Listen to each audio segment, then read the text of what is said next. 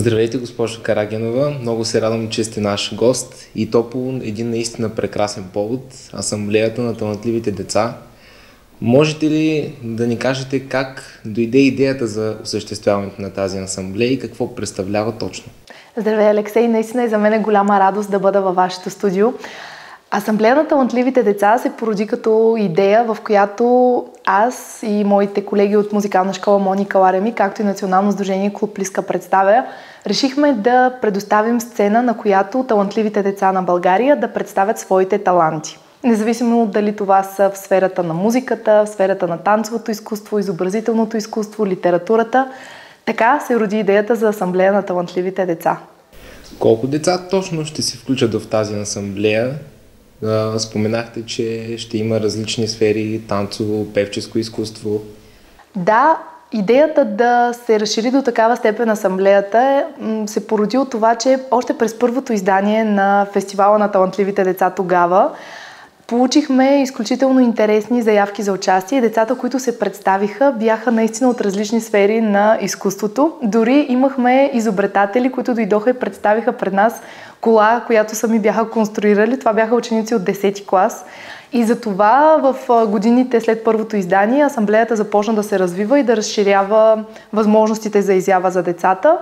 В първото издание на фестивала посрещнахме 80 участници. Миналата година ни изненадаха 330 деца, които щурмуваха площада в Плиска.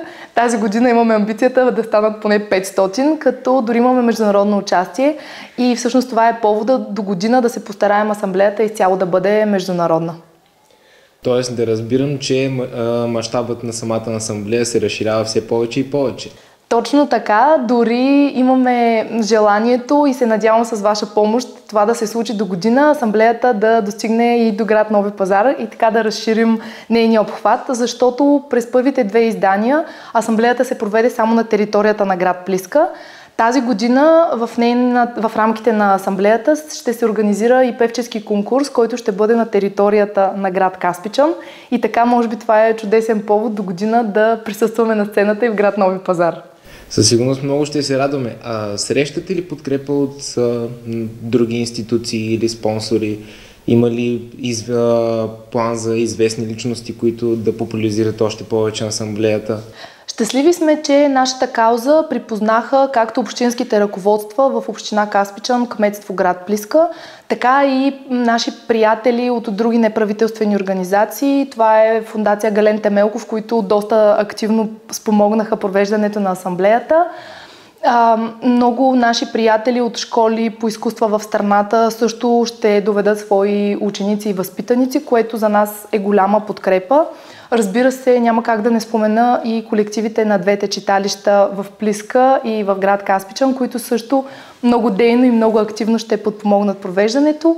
Срещаме голяма подкрепа в лицето на директорите на училищата и детските градини на територията на двете общини. Така че с тяхна помощ смятам, че асамблеята наистина ще придобие един много празничен и много приятелски вид за децата, които ще посрещнем.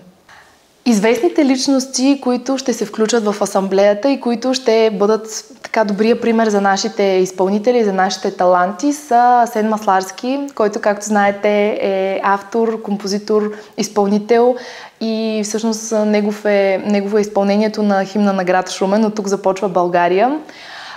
Много сме щастливи, че гласът на България, Славея Иванова, която също родом е от град Шумен, ще се срещне с нашите талантливи изпълнители, а по време на певческия конкурс "Изпей мечтата си", финалистът в гласът на България Яница Кънева също ще направи безплатен майсторски клас с всички деца. Очакваме и топ моделът на Русия Ирина Будниченко, заедно със своя партньор също да направи майсторски клас с децата. Така че неделният ден за тях наистина ще бъде много интересен и наситен със срещи, с известни и светли примери.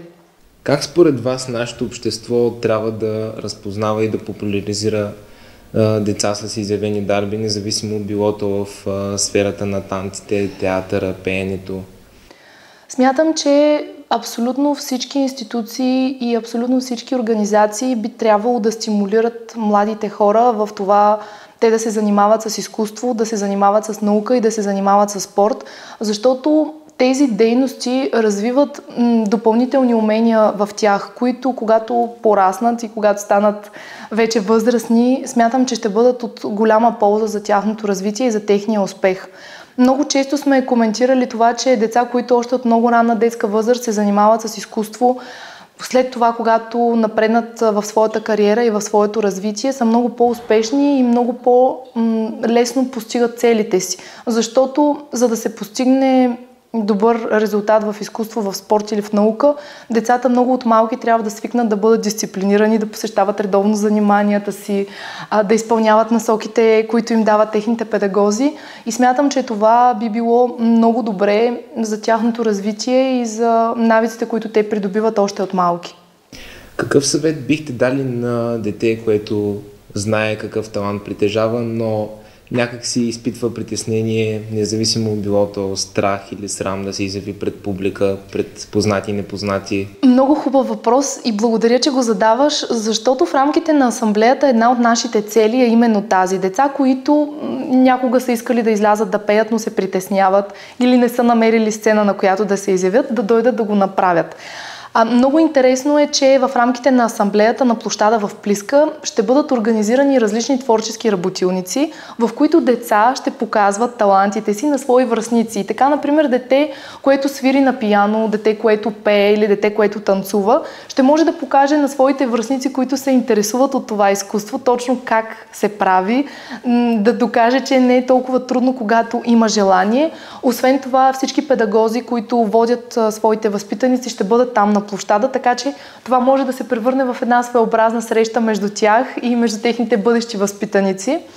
Тук е момента да спомена и, че цялата организация на асамблеята в ролята на водещи, в ролята на координатори, в ролята на домакини ще бъдат именно деца и това е и идеалната ни цел. В един момент тази асамблея да я подарим на децата, те да я организират, те да бъдат в основата на провеждането й, защото ние наистина вярваме в младите хора и смятам, че те са нашето бъдеще, колкото и често да го казваме и колкото и често да го повтаряме, това наистина е така.